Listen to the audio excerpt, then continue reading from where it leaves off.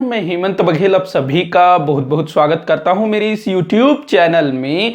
भारत में हुए सामाजिक और धार्मिक सुधार आंदोलनों के विषय में हम लोग चर्चा कर रहे थे, जिसके अंतर्गत आज इस वीडियो में हम लोग एक साथ 4 सुधार आंदोलनों के विषय में चर्चा करेंगे। ये जो 4 सुधार आंदोलन हैं या फिर संस्थाएं हैं, पहला है प्रार्थना समाज, दूसरा है वेद समाज, तीसरा है सत्यशोधक समाज और चौथा है यंग बंगाल आंदोलन। तो इन चारों के विषय में हम लोग एक साथ चर्चा करेंगे। तो इनसे जो भी चीजें परीक्षाओं में पूछी जाती है मैं सबको बताने की कोशिश करूंगा।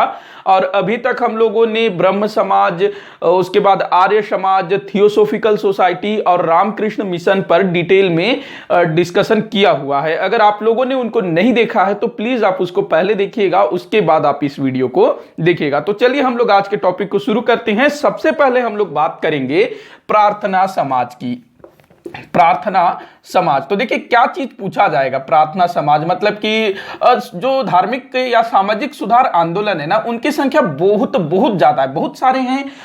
जो मेन थे जैसे कि ब्रह्म समाज, वहां से काफी क्वेश्चन पूछा जाता है, चाहे राजा राममोहन राय जी हों, उसके अलावा जो देवेंद्रनाथ टैगोर जी हों या फिर केशव चंद्र सेन जी हों, ये सारा पूछा जाता है। आर्य समाज दयानंद सरस्वती जी के बारे में भी बहुत कुछ पूछा जाता है। रामकृष्ण मिशन, रामकृष्ण परमहंस जी हो गए, स्वामी दयानंद जी स्वामी विवेकानंद जी हो गए, इनसे रिलेटेड क्वेश्चन भी काफी पूछे जाते हैं। उसके बाद थियोसोफिकल सोसाइटी भी काफी इंपॉर्टेंट टॉपिक है। उसके बाद ऐसे जो दूसरे जो समाज थे या संस्था थे, ये भी अपने स्तर पर काफी बड़े लेवल के थे, लेकिन इनसे संबंधित काफी कम क्वेश्चन पूछे जाते हैं। जो भी पूछे जाते हैं मैं वो आप लोगों को बताऊंगा। तो देखिएगा प्रार्थना समाज के बारे में अभी तक जो सबसे ज्यादा पूछा गया है, एक तो स्थापना कब हुई। तो इसकी स्थापना हुई थी 1867 में। कब इसकी स्थापना हुई थी? 1867 में महाराष्ट्र में इसकी स्थापना हुई थी। संस्थापक कौन थे, काफी बार पूछा जाता है।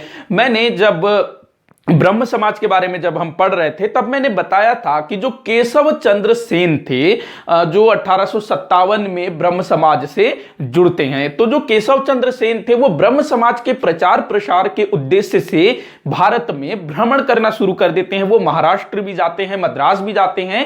और जब वो महाराष्ट्र जाते हैं केशव चंद्र सेन जी, तो महाराष्ट्र के जो लोग थे, वहां के जो बुद्धिजीवी लोग थे, वो केशव चंद्र सेन जी से बहुत ज्यादा प्रभावित हो जाते हैं। और केशव चंद्र सेन जी की ही प्रेरणा से 1867 में प्रार्थना समाज की स्थापना होती है। तो पहला तो आपको टाइम याद रखना है। दूसरा, प्रेरणा कौन थे? तो केशव चंद्र सेन, ब्रह्म समाज वाले, ध्यान रखेंगे, जो ब्रह्म समाज वाले थे केशव चंद्र सेन, उन्हीं की प्रेरणा से प्रार्थना समाज की स्थापना होती है। संस्थापक कौन कौन थे, काफी बार पूछा गया है। एक नाम याद रखेंगे, आत्माराम पांडुरंग। आत्माराम पांडुरंग, गोकुलधाम सोसाइटी वाले आत्माराम नहीं, ये अलग आत्माराम है, ध्यान रखेंगे। फिर आत्माराम तुकाराम भिड़े, तो आत्माराम पांडुरंग, तो उनसे भी आप लोग याद रख सकते हैं। जो गोकुलधाम के सोसाइटी हैं, गोकुलधाम सोसाइटी के जो क्या है वो सेक्रेटरी, तो उन्होंने ही स्थापित किया। ऐसे भी आप लोग याद रख सकते हो अगर याद रखने के हिसाब से देखा जाए। तो आत्माराम पांडुरंग ये जो है प्रार्थना समाज के संस्थापक थे। एक और नाम दिया जाता है, कई बार जो है प्रार्थना समाज के संस्थापक के रूप में इनका नाम नहीं देगा, किनका नाम देगा? तो महादेव गोविंद रानाडे, जिनको MG रानाडे भी बोला जाता है। महादेव गोविंद रानाडे, MG रानाडे। ये जो महादेव गोविंद रानाडे जी हैं ना, ये गोपाल कृष्ण गोखले जी के गुरु थे, ध्यान रखना। महादेव गोविंद रानाडे गोपाल कृष्ण जी के गुरु थे। और गोपाल कृष्ण गोखले जी किसके गुरु थे? महात्मा गांधी जी के गुरु। एक बार फिर से सुनिएगा, महात्मा गांधी जी के गुरु गोपाल कृष्ण गोखले, और गोपाल कृष्ण गोखले जी के गुरु थे महादेव गोविंद रानाडे। तो ये दोनों जो हैं इसके प्रमुख संस्थापक सदस्य थे, आत्माराम पांडुरंग और महादेव गोविंद रानाडे। इनके अलावा चंद्रावरकर, एक नाम याद रखेंगे, चंद्रावरकर, चंद्रावरकर एक नाम। ये दूसरा नाम याद रखिएगा, BR भंडारकर, BR भंडारकर। तो ये 4 नाम, भंडारकर, BR भंडारकर। अच्छा, एक और नाम आप लोगों को याद रखना है, जिन्होंने ना पंजाब में इस संस्था का प्रचार प्रसार किया? दयाल सिंह। आपसे पूछा जा सकता है कि प्रार्थना समाज का पंजाब में किसने प्रचार प्रसार किया? तो दयाल सिंह, इन्होंने जो है पंजाब में इसका प्रचार प्रसार किया, दयाल सिंह जी ने, ये ध्यान रखेंगे। तो आत्माराम पांडुरंग, महादेव गोविंद रानाडे, बी.आर. भंडारकर, चंद्रावरकर और दयाल सिंह इस संस्था के प्रमुख सदस्य थे, तो ये ध्यान रखेंगे। और प्रेरणा स्रोत कौन थे? तो केशव चंद्र सेन। कई सारे लोग बोलते हैं सर आप एक ही चीज को बार बार बोलते हो, देखो जरूरी भी है क्योंकि यहां पर पढ़ाई हो रही है, मैं बार बार बोलूंगा आपके दिमाग में घुसता जाएगा। तो केशव चंद्र सेन जी प्रेरणा थे, ये हुआ। इसके बाद देखिएगा ये जो प्रार्थना समाज है, इसका उद्देश्य क्या था? तो उद्देश्य उस समय जितने भी समाज सुधार या फिर धार्मिक सुधार संस्थाएं या फिर आंदोलन शुरू हो रहा था ना, तो उद्देश्य लगभग सबका एक ही था। तो इनका जो उद्देश्य था वो भी वही था, समाज में व्याप्त जो जाति प्रथा है उस चीज को दूर करना। जाति प्रथा, छुआछूत, भाई तुम जो है निम्न जाति के हो, हम बड़े जाति के, हम तुमको नहीं छुएंगे, तुम्हारा छुआ पानी हम यूज नहीं करेंगे। तो ये क्या होता है? जाति प्रथा, छुआछूत वाला जो पद्धति है, तो इसका विरोध करना, इसको समाप्त करना। विवाह की आयु में वृद्धि करना। क्या होता था उस समय? छोटे छोटे बच्चों का विवाह कर दिया जाता था। खुद महात्मा गांधी 13 वर्ष की आयु में उनका विवाह कर दिया गया था। आज देखिएगा 13 वर्ष का बच्चा, हालांकि आज का जो बच्चा है वो तो समय से पहले ही बड़ा हो जा रहा है, लेकिन फिर भी वो जो है पूरी तरह से विकसित नहीं होता है। तो छोटे छोटे बच्चों की विवाह कर दी जाती थी उस टाइम पर। तो उस समय शिशु मृत्यु दर भी बहुत ज्यादा होता था, और कई बार तो यह भी होता था कि जो छोटी छोटी बच्चियां होती थी ना, वो विधवा हो जाया करती थी। तो वैसे में उनको सती प्रथा में धकेल दिया जाता था। अगर कोई सती नहीं होती अपने पति के साथ, तो वैसी बच्चियों को फिर जीवन भर कष्ट में जीवन व्यतीत करना पड़ता था। तो ये सारी चीजें थी। तो ये लोग जो है विवाह की आयु को बढ़ाने में काम किए। इसके अलावा विधवा विवाह को ये लोग प्रोत्साहन देते थे कि विधवा विवाह होना चाहिए, लोगों को बताते कि भाई करो, विधवा विवाह करो, इस टाइप से। तो ये चीज थी, तो ये ध्यान रखेंगे। अच्छा, ये जो महादेव गोविंद रानाडे थे ना, इन्होंने एक सभा स्थापित की थी, दक्कन शिक्षा सभा। ये काफी बार पूछा गया है, दक्कन शिक्षा सभा।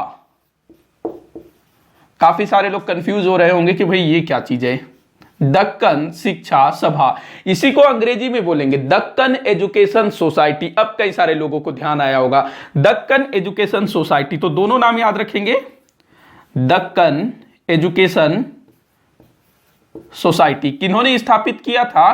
तो महादेव गोविंद रानाडे जी ने इस सोसाइटी की स्थापना की थी, दक्कन एजुकेशन सोसाइटी। हिंदी में बोले तो दक्कन शिक्षा सभा। काफी बार पूछा गया ये चीज। इसके अलावा ये जो प्रार्थना समाज के जो सदस्य थे ना, इनके द्वारा दो और संस्थाएं स्थापित की गई। एक तो था दलित जाति मंडल और समाज सेवा संघ। दलित जाति मंडल और समाज सेवा संघ, ये भी जो है प्रार्थना सभा से जुड़े जो लोग हैं, प्रार्थना सभा नहीं, माफी चाहूंगा, प्रार्थना समाज से जो जुड़े लोग हैं, उनके द्वारा इन दो संस्थाओं की स्थापना की गई थी। तो प्रार्थना समाज के विषय में बस इतनी ही बातें आप लोग याद रखिएगा। अच्छा, आगे चल करके ना प्रार्थना समाज और जो ब्रह्म समाज है, इन दोनों से प्रेरित होकर के दयानंद सरस्वती जी ने आर्य समाज की स्थापना की। मैंने ये चीज भी बताया था, जब दयानंद सरस्वती जी कलकत्ता जाते हैं, वहां पर केशव चंद्र सेन से मिलते हैं, ब्रह्म समाज के निकट आते हैं, देखते हैं ब्रह्म समाज को। उसके बाद फिर वो जो है बंबई आ जाते हैं। बंबई में वो प्रार्थना समाज के लोगों से मिलते हैं, तो उनके मन में आता है कि भाई हमें भी कुछ इस टाइप का शुरू करना चाहिए। तब फिर जो है आर्य समाज की स्थापना होती है। तो इस बात को भी आप लोग ध्यान में रखेंगे। और प्रार्थना समाज केशव चंद्र सेन जी की प्रेरणा से शुरू हुआ था। इसके बाद हम लोग बात करेंगे वेद समाज। वेद समाज, इसकी स्थापना हुई थी मद्रास में। कहां पर हुआ था वेद समाज का स्थापना? तो मद्रास में इसका स्थापना हुआ था, और इसकी स्थापना भी केशव चंद्र सेन जी की प्रेरणा से हुआ था। देखो, केशव चंद्र सेन जी पूरे भारत में घूम रहे थे उस समय।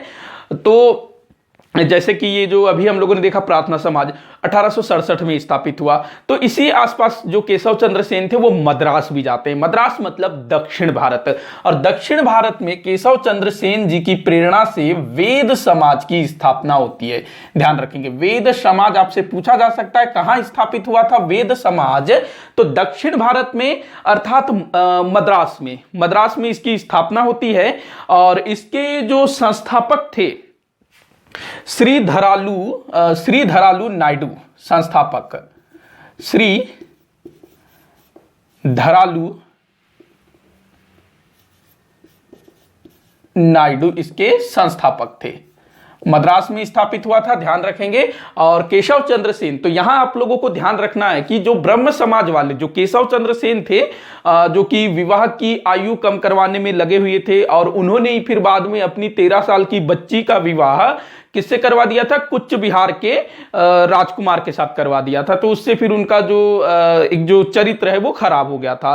तो वही केशव चंद्र सेन, उन्हीं की प्रेरणा से महाराष्ट्र में प्रार्थना समाज की स्थापना होती है और मद्रास में वेद समाज की स्थापना होती है। तो वेद समाज के संस्थापक थे श्री धरालू नायडू, ध्यान रखना। अच्छा, ये जो वेद समाज है ना, आगे चल करके इसने अपना नाम परिवर्तित कर दिया और क्या नाम रखा? दक्षिण भारतीय ब्रह्म समाज। दक्षिण भारतीय ब्रह्म समाज। तो वेद समाज के विषय में बस इतनी ही चीज याद रखना है और कुछ नहीं। इसके बाद हम लोग बात करेंगे सत्य शोधक समाज के विषय में। यह भी काफी इंपॉर्टेंट है, इससे भी कुछ क्वेश्चन अक्सर परीक्षाओं में बनते ही बनते हैं। सत्य शोधक समाज, सत्य शोधक समाज, इसके संस्थापक कौन थे? तो ज्योतिबा फुले। काफी बार पूछा गया है कि सत्य शोधक समाज के संस्थापक कौन है? तो ज्योतिबा फुले। सत्य, अरे ये मिस्टेक हो गया, सुख हो गया ना, सत्य शोधक समाज, इसको दूर ही कर लेते हैं क्या? सत्य शोधक समाज संस्थापक कौन थे? तो ज्योतिबा फुले। काफी बार पूछा गया है, सत्य शोधक समाज के संस्थापक ज्योतिबा फुले। इनका पूरा नाम भी आप लोगों को याद रखना है, जिनका भी मिलता हो। तो इनका पूरा नाम था ज्योतिराव गोविंदराव फुले। ज्योति राव गोविंदराव फुले। ये जो ज्योतिबा फुले थे, मतलब ज्योतिराव गोविंदराव फुले थे, ये जाति से माली थे। माली मतलब, अब माली मतलब जो गार्डन में काम करता है, बगीचा में काम करता है, वही माली। मतलब कि ये निम्न जाति से थे, निम्न जाति से इनका संबंध था। तो इनका जो उद्देश्य था, ये जो सत्यशोधक समाज इन्होंने बनाया, तो इसकी स्थापना हुई थी 1873 में। ये चीज आप लोग नोट करिएगा, 1873 में। ये भी काफी बार पूछा गया है, 1873 में सत्य शोधक समाज की स्थापना हुई थी। चूंकि ये निम्न जाति से थे, निम्न वर्ग से आते थे, निम्न जाति से आते थे, तो उस समय समाज में उच्च जाति द्वारा निम्न जाति के ऊपर जो भी शोषण अत्याचार होते रहे, उन चीजों को इन्होंने देखा था, सहा था। तो ये जो है पढ़ लिख करके थोड़े से आगे बढ़ जाते हैं और अपने समाज के उत्थान के लिए कार्य करना शुरू कर देते हैं। तो इनका उद्देश्य क्या था वो हम लोग थोड़ा सा देख लेते हैं। मतलब सत्यशोधक समाज का उद्देश्य, तो पहला उद्देश्य था सामाजिक सेवा। सामाजिक सेवा, इसमें काफी सारी चीजें आएंगी। एक तो वही जाति पाति का विरोध करना, छुआछूत का विरोध करना, क्योंकि ये चूंकि खुद निम्न जाति के थे, तो इनको ये सारा चीज सहना पड़ा होगा, झेले होंगे ये, किस तरह से लोग इनसे दूरी बनाते रहे होंगे कि भाई ये छूने लायक नहीं है, अस्पृश्य है, इस टाइप से। हालांकि माली के साथ उतना दुर्व्यवहार नहीं होता है, लेकिन जो दूसरे जो कास्ट होते हैं, जो थोड़े से मैला ढोने वाला काम करते हैं, उनके साथ काफी दुर्व्यवहार हुआ करता था। माली की स्थिति थोड़ी ठीक थी, लेकिन निम्न जाति का तो निम्न जाति का ही होता था उस समय। हालांकि इस तरह के शब्दों का प्रयोग नहीं करना चाहिए। ईश्वर ने सबको एक समान बनाया है, काम के हिसाब से किसी व्यक्ति को अछूत मानना ये गलत है। तो ये निम्न जाति के थे, तो इन्होंने जो सामाजिक सेवा है, समाज सेवा, जाति पाति को दूर करना, विवाह की आयु को कम करना, क्योंकि जो निम्न जाति के जो लोग थे उनमें भी काफी कम उम्र में बच्चियों का विवाह हो जाता था। इसके अलावा निम्न वर्ग की जातियों में भी विधवा विवाह को मान्यता नहीं दी गई थी। तो ये सारा सुधार करना था इनके में। इसके अलावा इनका जो दूसरा उद्देश्य था, स्त्री शिक्षा को बढ़ावा देना, साथ ही साथ निम्न जाति के लोगों में शिक्षा के महत्व को बताना। उस समय जो उच्च वर्ग के लोग थे वही जो है शिक्षा लेते थे, शिक्षा ग्रहण करते थे, और जो निम्न वर्ग के लोग थे उन लोगों के अंदर ही मानसिकता थी, मतलब जो निम्न जाति के लोग थे उनके अंदर, वो इतने दिनों से सह रहे थे ना, तो उनके दिमाग में यही चीज भरा हुआ था कि हमारा जो है पढ़ाई लिखाई से कोई मतलब नहीं है, हम तो भाई उच्च जाति की सेवा करने के लिए ही बने हैं। देखो ये क्या होता है, अगर किसी व्यक्ति को आप जो है जिंदगी भर उसको कोई चीज बोलते रहोगे, उसका दिमाग वैसा ही सोचने लगेगा। तो जो निम्न जाति के लोग थे वो इतने जमाने से सहते होते आ रहे थे, उनको मतलब लग ही नहीं रहा था कि उनका कभी उद्धार भी हो सकता है। तो इन्होंने जो है शिक्षा पाई, शिक्षा प्राप्त की, और इन्होंने अपनी जाति के लोगों में, विशेष करके स्त्रियों में, क्योंकि जो पुरुष थे वो थोड़ा बहुत पढ़ भी लेते थे, लेकिन जो स्त्री थे, स्त्रियों की जो शिक्षा थी वो बिल्कुल ही नहीं थी, शून्य थी एक प्रकार से। तो इन्होंने जो है स्त्री शिक्षा प्लस अपनी जाति के लोगों में शिक्षा के महत्व को बढ़ाने का काम किया। इनकी जो पत्नी थी ना, सावित्रीबाई फुले, वो पहली महिला शिक्षिका थी। उनके बारे में भी मैं बताऊंगा, थोड़ा इनके बारे में और कुछ बताने का है तो देख लेता हूं। तो उस उद्देश्य में ये चीज आप लोगों को याद रखना है, शिक्षा वाला विशेष करके। अच्छा, ये जो इनका जो समाज था ना, मतलब ज्योतिबा फुल्ले जी का जो समाज था, सत्यशोधक समाज, तो इसमें जितने भी सदस्य थे, जितने भी नेता थे, लगभग सभी निम्न जाति से ही थे। क्योंकि ये खुद निम्न जाति से थे तो अपनी ही जाति के बारे में सोचेंगे, क्योंकि उच्च वर्ग के लिए उस समय सोचने वालों की कोई कमी नहीं थी। हालांकि जो उच्च वर्ग के लोग थे वो निम्न वर्गों के लिए भी सोच रहे थे, लेकिन जब तक व्यक्ति खुद की समस्या के लिए खुद खड़ा नहीं होगा, वह अपनी समस्या से कैसे निजात पाएगा। बाबा साहेब अंबेडकर, उन्होंने पढ़ाई लिखाई की, और उसके बाद अगर वो चाहते तो उनको अच्छी से अच्छी पोस्ट मिल सकती थी, विदेश में कोई अच्छा पोस्ट मिल सकता था। इसके अलावा भारत में भी कई सारे ऐसे जगह थे जहां पर वो आराम की जिंदगी गुजर बसर कर सकते थे। लेकिन उन्होंने क्या चुना? संघर्ष का रास्ता चुना। उन्होंने ये तय किया कि भाई मैं जो हूं यहां से उठ करके ऊपर उठ सकता हूं, तो मेरे जाति के जो दूसरे भाई बंधु हैं जो अभी भी उसी निम्न स्तर पर है, तो उनको भी ऊपर उठाना है। तो उन्होंने सबका हित पाने के लिए, मतलब सबका हित करने के लिए अपना संघर्ष का रास्ता चुना। तो खुद को उतरना पड़ता है। तो ज्योतिबा फुल्ले के जितने भी साथी से थे सब निम्न वर्ग के थे। अब बात करते हैं इनकी पत्नी के विषय में, सावित्रीबाई फुल्ले। तो इन्होंने जो है अपनी पत्नी को पढ़ाया लिखाया। सावित्रीबाई फुल्ले थी इनकी पत्नी, जो कि भारत में पहली महिला शिक्षिका के रूप में जानी जाती हैं, सावित्रीबाई फुले। और जो सावित्रीबाई फुले थी ना, इनको ये दायित्व दिया गया था कि ये महिलाओं के पास जाए, उनको शिक्षा के बारे में बताए, उनको शिक्षित करें। ये खुद पढ़ी लिखी थी और ये जो है बालिकाओं को पढ़ाया करती थी, महिलाओं को पढ़ाया करती थी, इसीलिए इनको जो है पहली शिक्षिका बोला जाता है, पहली महिला शिक्षिका भारत की। ध्यान रखेंगे इस चीज को। ज्योतिबा फुले और इनकी पत्नी सावित्रीबाई फुले ने मिलकर के पूना में एक बालिका विद्यालय की स्थापना की। ध्यान रखना, पूना में एक बालिका विद्यालय की स्थापना की। इसके अलावा इन्होंने, दोनों पति पत्नियों ने मिलकर के, मतलब कि अपने इस संस्था के माध्यम से इन्होंने विधवा स्त्रियों के निवास के लिए एक आश्रय स्थल भी बनवाया जहां पर विधवा स्त्रियां रह सके। इसके अलावा इन्होंने अपने खर्चे पर कई सारी विधवा स्त्रियों का पुनर्विवाह भी करवाया। मतलब कि ये जो है अपने कार्यकर्ताओं या फिर दूसरे लोगों को तैयार करती रही होंगी कि आप जो है विधवाओं से विवाह करो। देखो, जबरदस्ती किसी को थोपा नहीं जा सकता कि भाई तुम विधवा से विवाह करो, तैयार होना चाहिए तभी होगा। उस समय के काफी सारे जो समाज सेवी संस्था के जो लोग थे ना, वो विधवाओं से विवाह किया करते थे। तो इन्होंने भी काफी सारे विधवा स्त्रियों का पुनर्विवाह करवाया। ये चीज ध्यान रखेंगे। अच्छा, जो ज्योतिबा फुले थे ना, अब उस समय देखिएगा भारत में क्या होता था, जो निम्न जाति के लोग होते थे उनसे ना जबरदस्ती भी काम करवाया जाता था, गुलामी भी करवाई जाती थी। मतलब उनको बस खाने पीने के लिए दिया जाता था, अलग से कोई वेतन नहीं दिया जाता था और फ्री में काम करवाया जाता था। तो इसको गुलामगिरी कुछ कहा जाता था। तो इन्होंने एक पुस्तक लिखी थी, गुलामगिरी। ये काफी बार पूछा गया है, गुलामगिरी। ध्यान रखेंगे, गुलामगिरी। ज्योतिबा फुले को ना महात्मा की उपाधि दी गई थी। इनका जो काम था और इनका जो जीवन था वो महात्मा के समान था, तो इनको महात्मा की उपाधि दी गई है। तो इतनी बातें आप लोग जो है सत्यशोधक समाज के विषय में ध्यान रखेंगे। अब हम लोग बात करते हैं यंग बंगाल आंदोलन के विषय में। अब नाम से ही पता चल रहा है कि ये बंगाल है तो बंगाल से संबंधित होगा। बाकी जो सत्यशोधक समाज था ये महाराष्ट्र से संबंधित था, मतलब वहां इसकी स्थापना हुई थी। बात करते हैं अब यंग बंगाल आंदोलन की। यहां से भी कभी कभार जो है एक आध प्रश्न पूछ लिया जाता है। यंग बंगाल आंदोलन, इसकी स्थापना हुई थी 1828 में। संस्थापक कौन थे? Henry Vivian Derozio. एक मतलब विदेशी थे, विदेशी नहीं थे, ये भारतीय थे, लेकिन थे ये मतलब ये एंग्लो इंडियन थे, आंग्ल भारतीय थे। तो इनका नाम था हेनरी विवियन डेरोजियो। याद रखना, पूछा जाता है इनके बारे में, हेनरी विवियन डेरोजियो।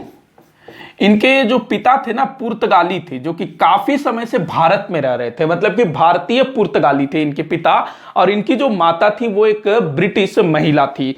तो इनका जो जन्म हुआ था 1809 में, इनका जन्म हुआ था। कब हुआ था इनका जन्म? 1809 में। और इनकी मृत्यु हुई थी 1831 में, मात्र 22 वर्ष की आयु में। इन्होंने ना कम उम्र में, कम समय में ऐसा कर दिया कि आज भी इनको याद किया जाता है। लेकिन जिस समय इन्होंने अपना काम किया ना, उस समय इनको काफी विरोध का सामना करना पड़ा था। काफी ये जल्दी सब कुछ करना चाहते थे। देखो ये करना क्या चाहते थे, तो जो उस समय ब्रह्म समाज करना चाहता था, क्योंकि ब्रह्म समाज की स्थापना 1828 में हुई थी ना, तो ब्रह्म समाज जो करना चाहता था, समाज में व्याप्त जो कुरीतियां हैं उन सब चीजों को वो दूर करना चाहता था। तो वही चीज ये भी करना चाहते थे, लेकिन तीव्र गति से करना चाहते थे, और इसी कारण से ना इनको आलोचना सहना पड़ा। देखो जो केशव चंद्र सेन थे वो भी काफी तीव्र गति से कार्य करना चाहते थे कि भाई सब कुछ जल्दी जल्दी हो। तो उस समय चीजें जो है धीरे धीरे चलने के लिए थी, मतलब इस टाइप, मतलब उस हर चीज का ना एक समय होता है। तो जो विवियन डेरोजियो ये ना अपने समय से काफी आगे का सोचते थे। तो इनका जो विचार था उस समय के हिसाब से मेल नहीं खाता था। तो यही कारण है कि उस समय इनको काफी आलोचनाओं का सामना करना पड़ा था। तो ध्यान रखेंगे इनको। तो इन्होंने अपनी पढ़ाई हिंदू कॉलेज से की थी। हिंदू कॉलेज, देखो कलकत्ता हिंदू कॉलेज, इसकी स्थापना किसने की थी? राजा राम मोहन राय ने की थी, हमने बताया था ना। तो उसी कॉलेज में ये पढ़ाई लिखाई करते हैं, और बाद में उसी कॉलेज में 1828 में ये जो है वहां पर प्राध्यापक नियुक्त होते हैं। अंग्रेजी के प्राध्यापक, प्रोफेसर बन जाते हैं। कब? 1828 में। मात्र 19 वर्ष की आयु में ये कलकत्ता हिंदू कॉलेज में प्राध्यापक के रूप में नियुक्त हो जाते हैं, और अपने विद्यार्थियों के माध्यम से अपने विचारों का प्रचार प्रसार करना शुरू कर देते हैं। इनके जो विचार थे काफी आक्रामक थे।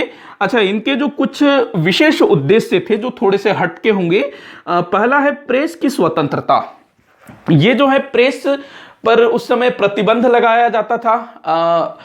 1823 में उस समय के जो गवर्नर जनरल थे, बंगाल के गवर्नर जनरल लॉर्ड एडम्स, उसने जो है समाचार पत्र पर प्रतिबंध लगा दिया था। बाद में उसको फिर जो क्या कहते हैं चार्ल्स मेटकॉफ, उसने फिर 1836 में हटा दिया था, 1835-36 में। तो उस समय प्रेस पर बहुत ज्यादा प्रतिबंध लगाया जाता था। तो हेनरी विवियन डेरोजियो इन्होंने क्या बोला कि प्रेस जो है स्वतंत्र होना चाहिए, व्यक्ति को, जनता को अपने विचारों को साझा करने के लिए एक माध्यम होना चाहिए। भाई सरकार के बारे में कुछ लिखे ठीक है, वो अलग चीज है, लेकिन व्यक्ति जो है अपने विचारों को भी व्यक्त नहीं कर पा रहा है, उसको भी आप लोग रोक रहे हो, तो ये चीज गलत है, इनका ये कहना था। और प्रेस जो है पूर्णतः स्वतंत्र होना चाहिए। तो ये उस समय आप कुछ भी लिखो ना, जब्त कर लिया जाता था। तो ये था पहला उद्देश्य इनका। दूसरा था उस समय जमींदारों के द्वारा किसानों का बड़ा शोषण होता था। जो जमींदार थे, हमने पढ़ा है कि लॉर्ड कॉर्नवालिस के समय में स्थायी बंदोबस्त व्यवस्था लागू की गई, जिसके तहत जमींदारों को भूमि का मालिक बना दिया गया, और जो किसान था वो भूमि का किराएदार बनकर के रह गया। तो जो जमींदार था किसानों पर बहुत ज्यादा अत्याचार करता था।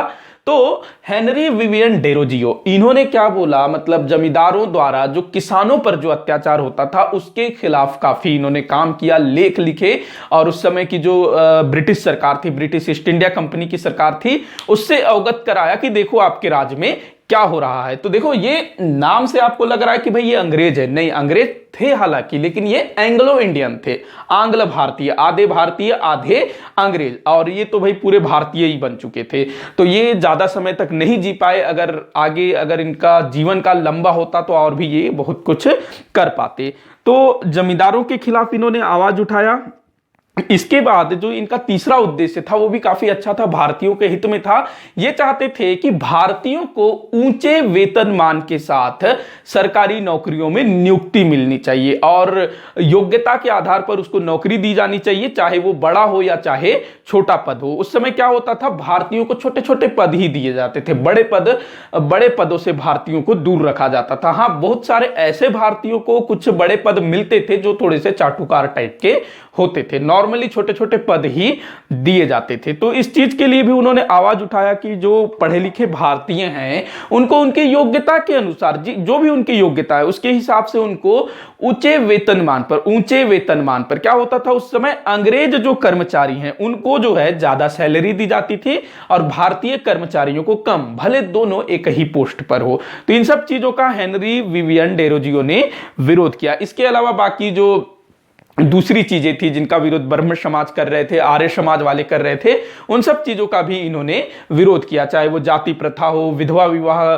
को समर्थन देना हो, बाल विवाह का विरोध हो, सती प्रथा का विरोध हो, तो उन सब चीजों का विरोध इन्होंने किया। अब देखिए, इनके जो समर्थक थे उनको ना डेरोजियस कहा जाता था, इनका नाम है डेरोजियो। तो इनके जो समर्थक थे उनको क्या बोलते थे, डेरोजियस। जैसे कि महात्मा गांधी, उनके जो समर्थक हैं उनको क्या बोला जाता है, गांधीवादी। तो इस तरह से इनके समर्थकों को डेरोजियस। और उस समय के जो युवक थे ना, इनके विशेष करके इनके जो विद्यार्थी थे जो इनके पास से अंग्रेजी पढ़ा करते थे, वो इनके बड़े समर्थक थे, क्योंकि इनकी ये ना अपनी बातों से लोगों को मोह लेते थे। काफी अच्छा ये वक्ता भी थे और कवि भी थे। इनको ना भारत का पहला राष्ट्रवादी कवि कहा गया है, तो ये भी आप ध्यान रखेंगे, भारत के प्रथम राष्ट्रवादी कवि इनको ही माना जाता है। ये फ्रांस की क्रांति से बड़े प्रभावित थे, जो फ्रांस में क्रांति हुई थी ना, उससे ये बहुत ज्यादा प्रभावित थे। तो इनकी मृत्यु हो जाती है कब, 1831 में, मात्र 22 वर्ष की आयु में। और उस समय जितने भी रूढ़िवादी लोग थे ना, उन्होंने इनका विरोध किया था और कई सारे जो ब्रह्म समाज से जुड़े हुए लोग थे वो भी इनका समर्थन नहीं करते थे। किस लिए, क्योंकि ये काम तो अच्छा कर रहे थे लेकिन काफी तीव्र गति से, ये सब कुछ उसी समय बदल देना चाहते थे। हाँ, एक चीज बताता हूं मैं, जो ब्रह्म समाज वाले हैं वो समाज में सुधार लाना चाहते थे, लेकिन ये जो है सीधा सीधा बदलाव लाना चाहते थे। देखो, सुधार लाना और बदलाव लाना दो अलग अलग चीजें हैं, दोनों अच्छी चीजें हैं। आप सुधार लाते हो मतलब जो चीज है, जैसे मान लो ये मार्कर है, अब इसका ढक्कन जो है, कैप जो है लग नहीं रहा है, तो मैं कोशिश करूंगा इसको सुधार करके कि इसमें जो है लग जाए। एक ये हुआ सुधार। बदलाव क्या होगा कि मैं इसको ही बदल दूं।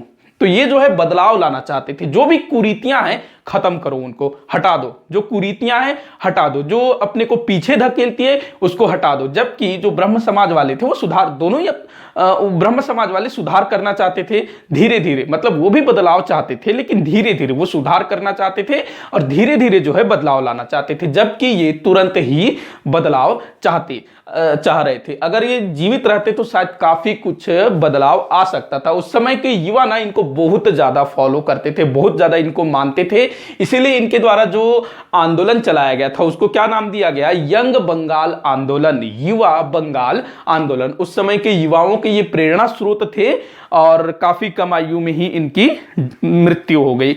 इसके बाद कुछ ऐसे संस्थाओं के बारे में मैं आप लोगों को बताऊंगा जो इन संस्थाओं के विरोध में बना था, जैसे कि ब्रह्म समाज के विरोध में या फिर यंग बंगाल आंदोलन के विरोध में या दूसरे जो आंदोलन उस समय चलाए जा रहे थे उनके विरोध में। मतलब कि रूढ़िवादियों द्वारा शुरू किए गए संस्था या फिर आंदोलन, ये जितने भी थे, चाहे वो ब्रह्म समाज हो, आर्य समाज हो, रामकृष्ण मिशन हो, यंग बंगाल आंदोलन हो, प्रार्थना समाज हो, अपना जो सत्य शोधक समाज हो, जितने भी ये समाज थे, आंदोलन थे, ये समाज में सुधार लाना चाहते थे। समाज में व्याप्त बुराइयों को, कुरीतियों को, आडंबर को, कर्म कांडों को, जाति प्रथा को, इन सब चीजों को दूर करना चाहते थे ये लोग।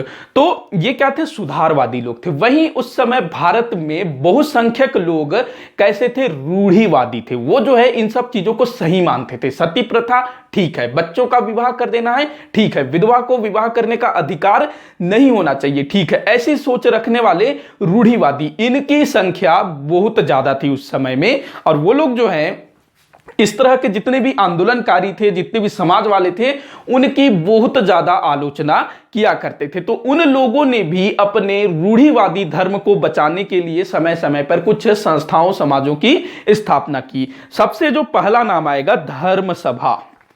धर्म सभा किसने इसकी स्थापना की थी? तो राधाकांत देव ने। धर्म सभा,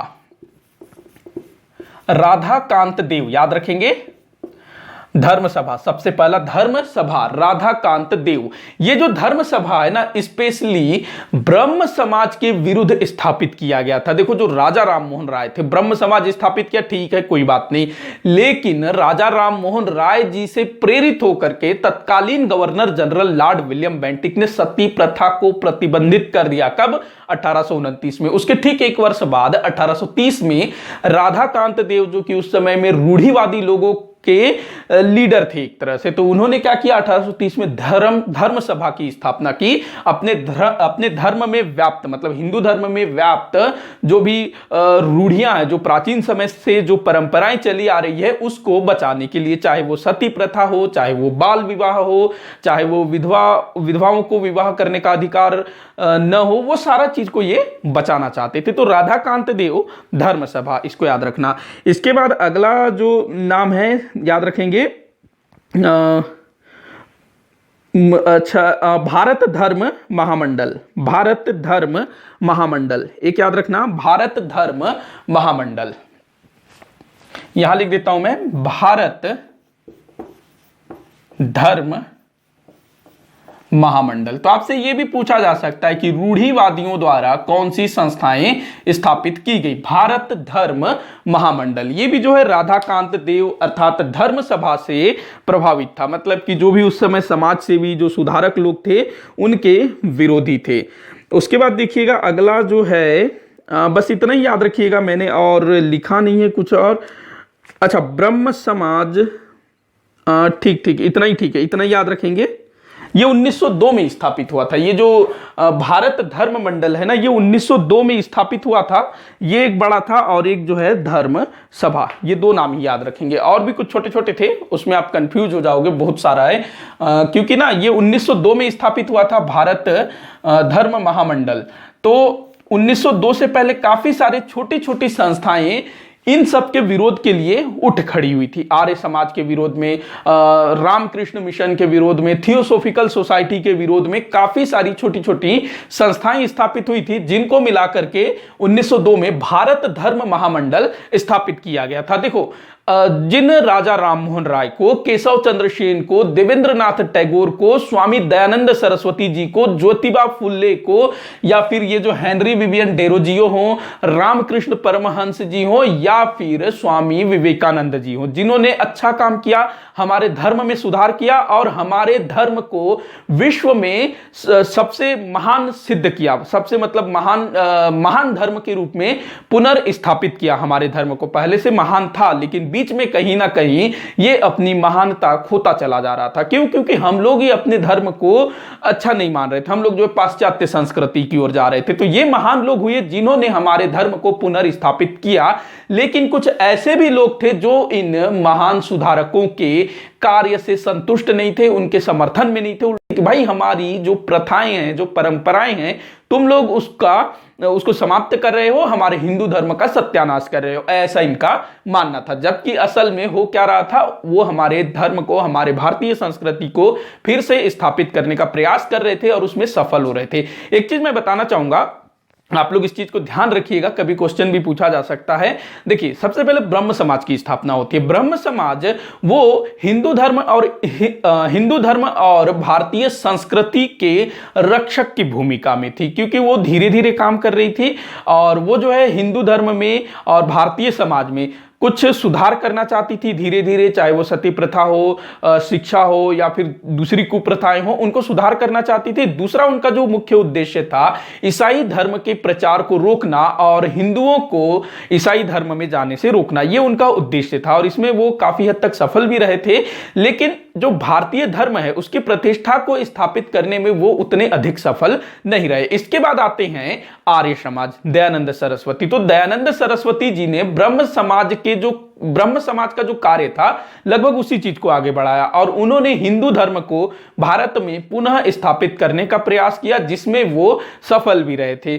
शुद्धि आंदोलन उन्होंने चलाया कि भाई जो लोग दूसरे धर्म में चले गए हैं, अगर उनकी इच्छा है तो वो वापस हिंदू धर्म में आ सकते हैं, तो उन्होंने क्या शुद्धि आंदोलन चलाया। उसके बाद देखिएगा स्वामी विवेकानंद, रामकृष्ण मिशन उन्होंने स्थापित किया था ना, और स्वामी विवेकानंद ने भारतीय संस्कृति और हिंदू धर्म को भारत ही नहीं पूरी दुनिया में सबसे मतलब कि पूरी दुनिया में हिंदू धर्म और भारतीय संस्कृति की महानता को पुनर्स्थापित किया। मतलब कि पूरी दुनिया में हिंदू धर्म और हिंदू संस्कृति की प्रतिष्ठा स्थापित करने में स्वामी विवेकानंद जी का सबसे महत्वपूर्ण भूमिका है। तो ये चीज राजा राममोहन राय से शुरू होती है, फिर दयानंद सरस्वती जी इसको आगे बढ़ाते हैं, बीच में थियोसोफिकल सोसाइटी वाले भी आते हैं, और उसके बाद फिर स्वामी विवेकानंद जी ने तो पूरे विश्व में ही हिंदू धर्म और भारतीय संस्कृति का डंका बजा दिया। और बीच बीच में फिर यंग बंगाल आंदोलन हो या प्रार्थना समाज हो, सत्यशोधक समाज हो, वेद समाज हो, इन सब के अलावा और भी छोटी छोटी संस्थाएं थी जो कि अपने स्तर पर कार्य करती थी। तो ऐसे जो छोटे मोटे चंगू मंगू जो रोकने की कोशिश करते थे, तो इनकी कोई औकात नहीं थी इन महात्माओं को रोकने की। तो आज का जो टॉपिक है यहीं पर समाप्त होता है।